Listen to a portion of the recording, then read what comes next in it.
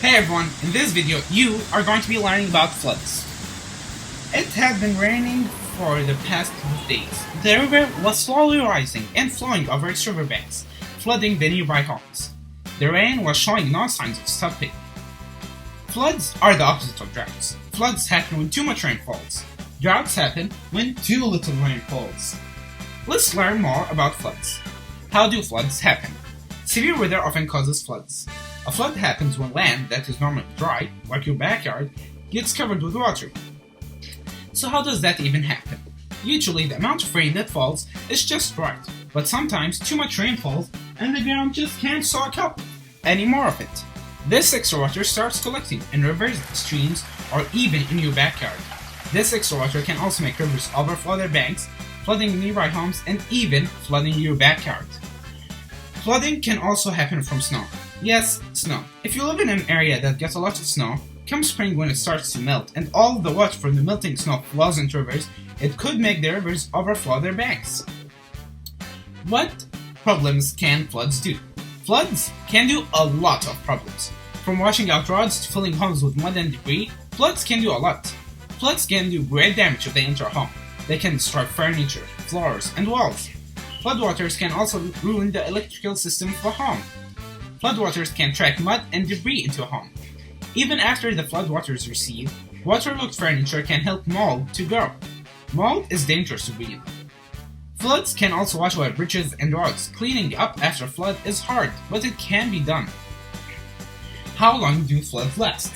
Fortunately, floods don't last long. Most last a couple of days to a couple of weeks at most. Of course, there are some that last longer, but it's rare for a flood to last for more than a couple of weeks. What should you do in a flood?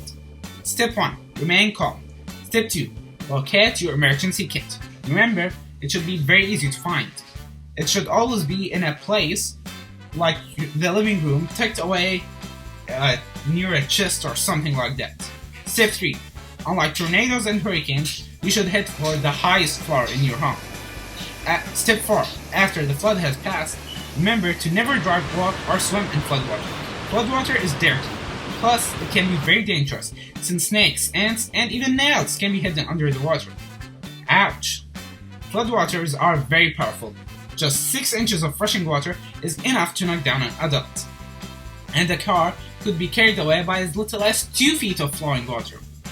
To add to all this, should never drink from the tap after a flood unless a trusted adult tells you it's safe to. If you follow all of these tips and listen to your parents, you'll be safe. What should you do if you're outside when a flood strikes? Don't panic. Panicking can make you lose track of time and make bad decisions. Try to climb the tallest hill or tree you can find nearby. Even shallow water can sweep you off your feet.